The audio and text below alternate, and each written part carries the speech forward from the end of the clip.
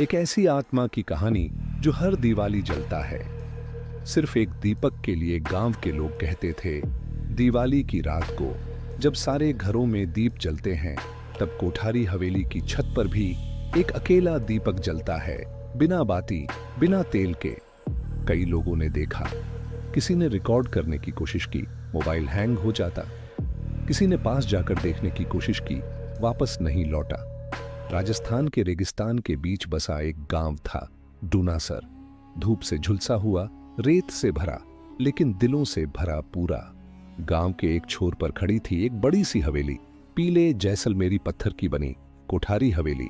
अब वीरान, टूटी फूटी, छत से झूलती हुई दीवारें, बंद खिड़कियां और हर वक्त वहां अजीब सी ठंडक। गांव के लोग उस हवेली की तरफ देखते भी नहीं थे, क्योंकि वहां दिवाली की रात एक दीपक अपने आप जल उठता था। साल था 1913। रहते थे जगतान कोठारी, एक नामी व्यापारी, और उनकी बेटी चंपा, 17 साल की, बेहद सुंदर, सरल और गांव की सबसे चहेती लड़की। चंपा को दीप जलाना बहुत पसंद था। हर दिवाली वह पूरे गांव में दीप बांटती। कहती थी, जहां दीप है वहां अंधेरा टिक नहीं सकता। वो हवेली की छत से एक लंबी कतार में दीप जलाती, जो गांव की दिशा की तरफ जाते थे। यह उसका रिवाज था। दिवाली की रात थी।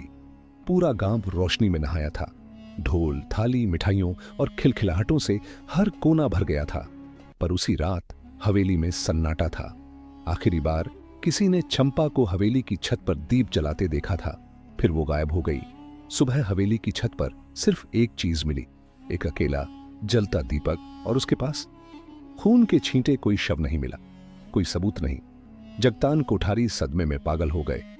हवेली छोड़कर हमेशा के लिए चले गए।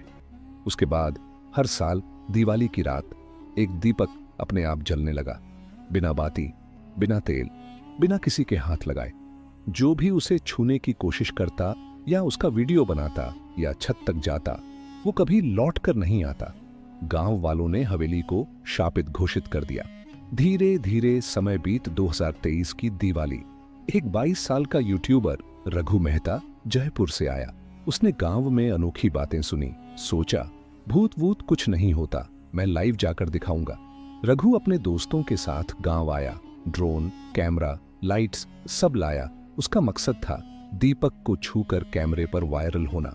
रात को 11 बजे हवेली की छत पर वीडियो लाइव था। दीपक जल रहा था, वही चमक, वही रहस्य।